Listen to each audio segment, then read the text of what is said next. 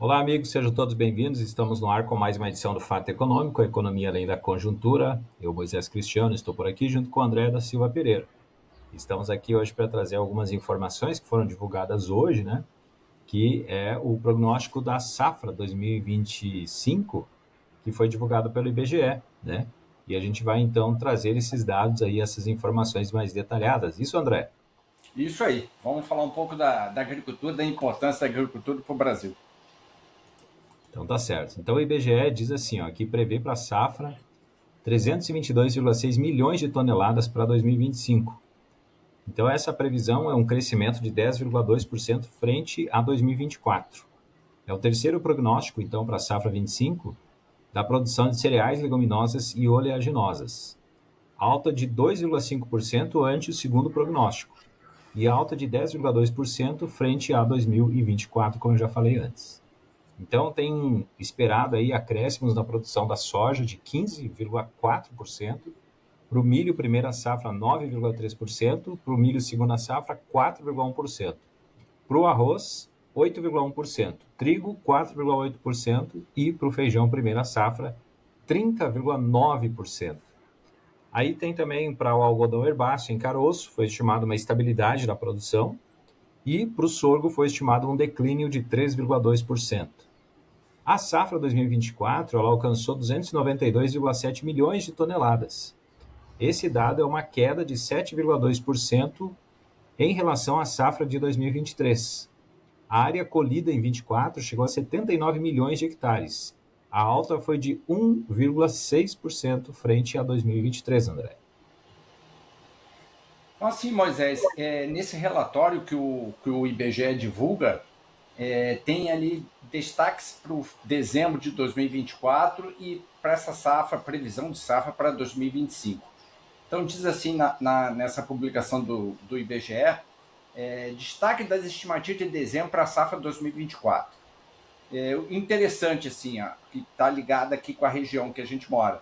É produção de aveia em grão, né? Estimado uma produção de 1,1 milhão de toneladas e está tendo uma ideia de um declínio de 9,7 em relação a novembro e um crescimento de 18,6 em relação a 2023. Né? A cevada em grão é uma produção que é estimada em aproximadamente 417 milhões de toneladas e tem uma tendência de ter um declínio de 2,6 em relação a novembro e um crescimento de 9,7 em relação ao ano anterior. O feijão, que faz parte do prato do brasileiro, a estimativa para a produção do feijão, considerando as três safras, deve alcançar 3,1 milhões de toneladas, um declínio de 0,7 em relação ao mês anterior e um crescimento de 5,0% com relação à safra de 2023. A produção da primeira safra de feijão foi de aproximadamente 895 milhões de toneladas, representando 28,9% da participação nacional dentre as três safras. Né? A segunda safra de feijão foi estimado 1,4 milhão de toneladas, que corresponde a 45% das três safras elaboradas e consumidas no Brasil.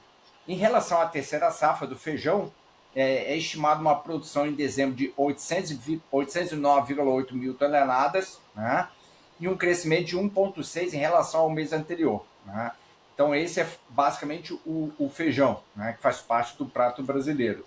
O milho em grão tem ali em dezembro uma estimativa de produção de milho de 114,7 milhões de toneladas, que representa um declínio de 0,7 comparado com o mês anterior. Primeira safra do milho apresentou uma produção de 22,9, que teve um rendimento assim, digamos, dentro daquele esperado pelo mercado. E a produção do milho na segunda safra teve uma queda de 1% comparado com o mês anterior. A soja em grão, né, grande commodity da exportação brasileira, a produção deve alcançar 144,9 milhões de toneladas, que representa um decréscimo de 4,6 em comparação com a quantidade produzida no ano anterior, que totalizou aproximadamente 46 milhões de hectares colhidos. Para a safra 2025, o terceiro prognóstico estima a safra 10,2% maior, conforme você mesmo disse agora com relação a 2024. Né? O arroz, a estimativa para 2025 é de 11,4 milhões de toneladas, um crescimento de 1,5%. o café que está tendo um problema de demanda, uma demanda puxada para cima e uma oferta mais encurtada em relação a clima e estiagem. No Brasil, o arábico e o canipora tem uma estimativa de 3,2 milhões de toneladas, que vai ter um decréscimo de 6,8. O preço a gente já consegue ver no supermercado. O feijão em grão, das 3 safras, é esperado 3,4 milhões de toneladas, que é um aumento de 9,3% com relação à safra colhida em 2024. Isso é uma boa notícia, porque a gente tende, então, a ter uma quantidade assim, estimada suficiente para o consumo nacional e pode até impactar menos importação. Né?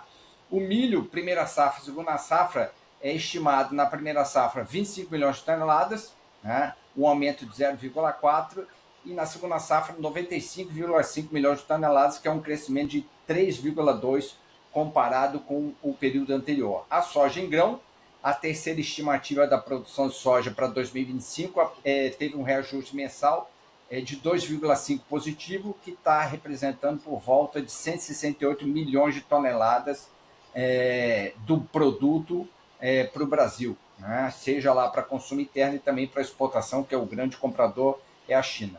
Né? Então, é um bom sinal, uma sinalização boa do campo que está vindo para esse mercado internacional, para essa entrada de divisas que a gente vai ter e vai colocar produto no mercado externo. Né? Falta só a tarefa de casa agora, que é equilibrar as contas.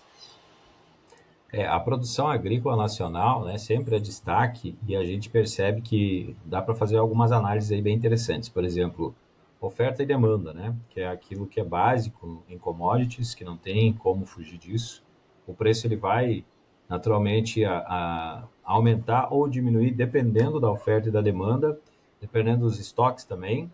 E a gente vê que se aumenta aí a produção, né, de todos esses produtos aí no geral, a gente, em teoria, teria um aumento da oferta. Mas aí tem que ver como é que seria a demanda. Tem um outro detalhe importante, que é o aumento da demanda externa. E com o aumento do dólar, a gente vê uma demanda externa maior, porque os produtores preferem vender.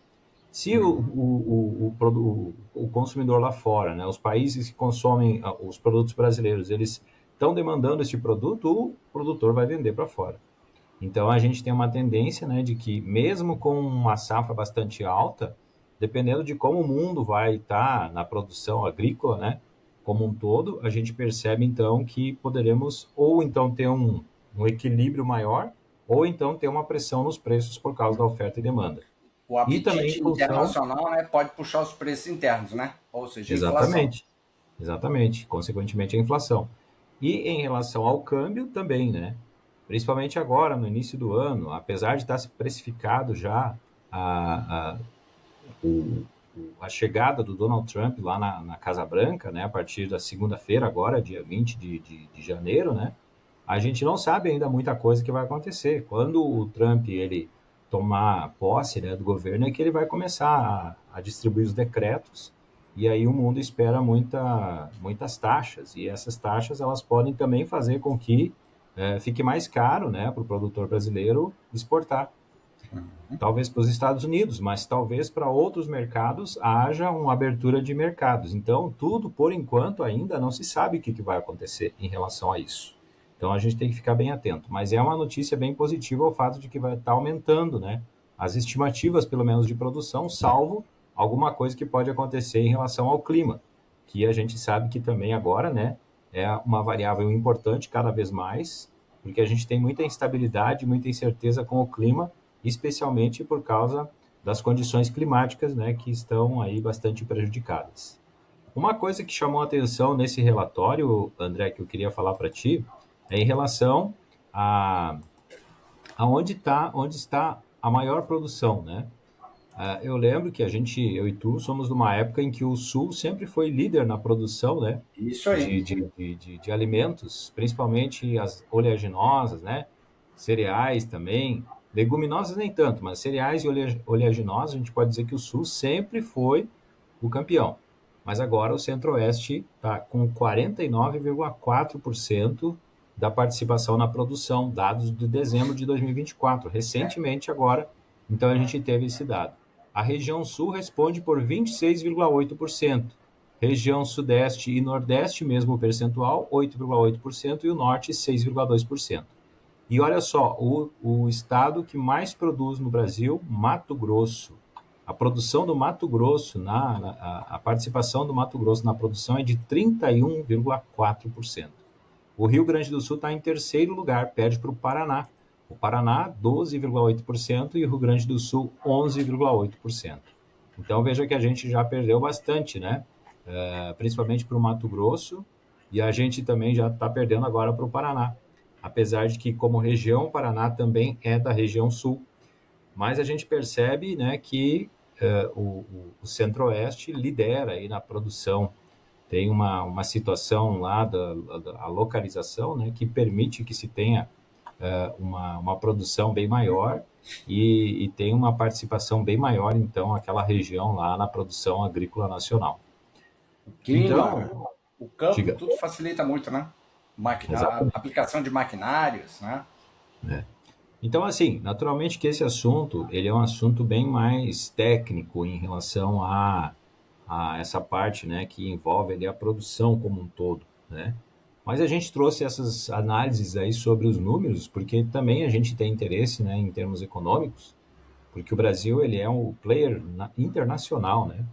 Ele já está quase superando os Estados Unidos aí na produção, principalmente das principais produtos, né, commodities agrícolas, né, para exportação. A gente sabe que o Brasil ele é muito intenso em tecnologia no campo, e isso faz com que o Brasil continue, né, aumentando a sua produção, mesmo, né, claro que também aumentando a área plantada, mas aumenta a produção muito em função de utilizar bastante a tecnologia. E isso faz com que o Brasil se torne competitivo. Eu lembro que se falava muito, né, que se o Brasil como um todo, em todas as áreas, né, seja aí serviços, indústria, comércio, tivesse a mesma pujança do agronegócio, e principalmente em termos internacionais, nós seríamos, né, um dos principais países de primeiro mundo. Então, veja o quanto é importante o agronegócio e como se utiliza a tecnologia, a inovação, principalmente, né? Porque não é só tecnologia, a inovação envolve outras coisas, envolve se produzir e também ter um retorno dessa produção, desse investimento. Então, veja que o agronegócio brasileiro ele vai bem, né? E também se destaca no mundo inteiro. A gente vai continuar trazendo esses dados e essas análises justamente porque ele é importantíssimo para a economia brasileira, André. Mesmo com os gargalos do custo do Brasil, ainda temos um grande Com desempenho e certeza. somos o celeiro mundial, né? Exato, é como eu te disse, né? Se em outros setores, né, fosse feito o mesmo trabalho que é feito no agronegócio, mesmo assim a gente está, né, num patamar bastante alto, a gente iria estar num outro patamar com certeza. E isso envolve também, né, os investimentos, principalmente na produção.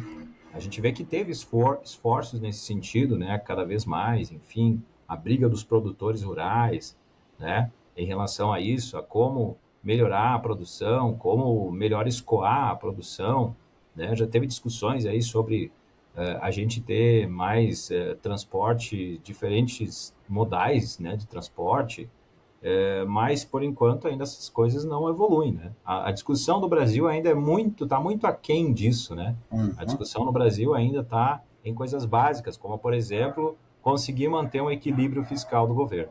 Então aí fica difícil, né?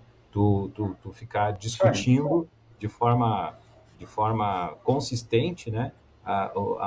O investimento em, em, em infraestrutura, por exemplo, no Brasil. Isso aí. Bom, então ficamos por aqui com mais uma edição do Fato Econômico, a economia além da conjuntura. Voltamos a qualquer momento com mais informações, com mais análises para você que fica ligado aqui com a gente, né? Seja no YouTube, seja no Spotify, fiquem ligados ali, procure lá pela nossa hashtag Fato Econômico, a economia além da conjuntura. Forte abraço e até mais. Um abraço.